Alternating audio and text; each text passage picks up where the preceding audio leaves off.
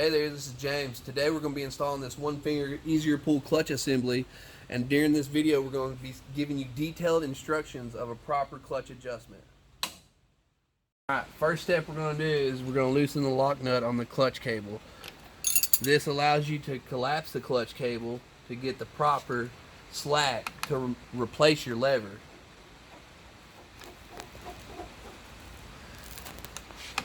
There's your slack you need to pull your cable out of the perch.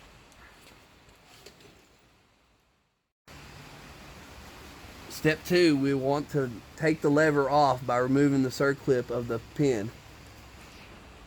Be careful because it will stretch it out. Push pin up, remove lever.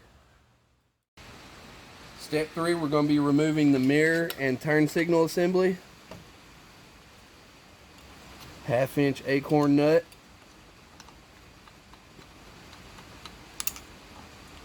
Let that hang there. Remove mirror. Alright, step 4, we're going to be using a T27 Torx head bit screwdriver to remove the clutch perch from the handlebar. Nut up, get that out. When you remove the clutch perch itself, rotate forward and out from the switch housing. Make sure you wipe off your handlebar for any dirt or debris for installation of the new lever. Alright, step 5, we're going to be installing the cable into the one finger clutch assembly. You'll have your cable slack from the adjustment nut that we did earlier. Slide the cable into the one finger perch, just like so. Take the plate that you removed prior to that and reinstall.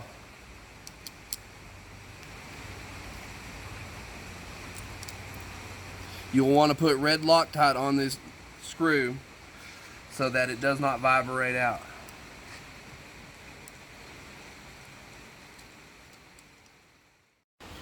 Alright, step 6, we're going to be rotating the clutch perch with the grain of the cable for a smoother operation. Notate the wires and the groove in the handlebar so that you do not pinch any wires. Notate that your bolt wants to install smoothly and no binding. Step 7, you're going to find that one finger has a built-in neutral safety switch on the lever. This allows you to start your bike in gear and find neutral easier. Alright, step 8, we're going to be reinstalling your mirror and your turn signal assembly. Remember to tighten it and adjust to where you had it before disassembly of the original lever. Alright guys, step 9 you want to pay close attention to. You want to have your lever fully extended and you want to make sure there is no gap in the clutch cable to the perch. So you bottom that out, make sure your lever is fully extended, and this is going to help us for our next adjustment at the clutch basket itself. Alright, step 10, we're going to be removing the derby cover to access the clutch adjustment screw. You're going to bust the lock nut loose with an 11/16 offset wrench. Then you'll take your 7/32 Allen key and you'll rotate and find your sweet spot of the seat.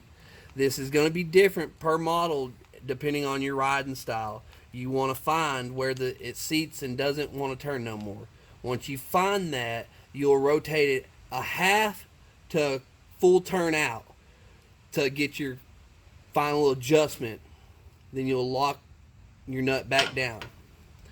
This is important due to clutch wear and that the manufacturing specifications of the clutch perch are not the same as the one finger. So to find the exact center of your ball and ramp, you'll want to do these procedures and follow my directions. Alright, step 11, we're going to be taking the slack back out of the clutch cable. We're going to be watching the clutch lever walk itself away from the grip. You're going to get it to where you feel it's almost there, and then you're going to measure your distance from the clutch perch to the clutch cable.